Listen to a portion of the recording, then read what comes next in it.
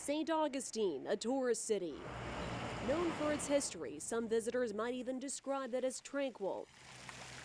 But if you live here, Now we're going to be passing by you might notice on our way to our next stop, Everly Street. there can be a lot of noise. Art Boccieri has lived in the heart of the city for more than 40 years. Well, there's everyday problems with more people are going to bring more noise, of course. His concern is the bars late at night. We're awakened a lot, sometimes around 2 in the morning, 10 after 2, and there'll be loud noise.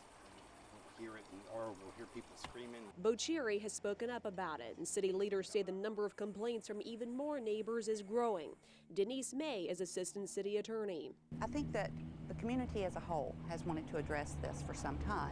May will be at this morning's meeting at City Hall, and she tells me current ordinance is decibel-based. The levels are broken down by district, some commercial, others residential. For some neighborhoods, the difference is a couple blocks. They're seeing the encroachment of a lot of new restaurants, bars, but other commercial activities as well. Today, city leaders will talk about ways to fight the problem. Art Boccieri is looking forward to the discussion. Absolutely, it's a good idea. It needs to be done.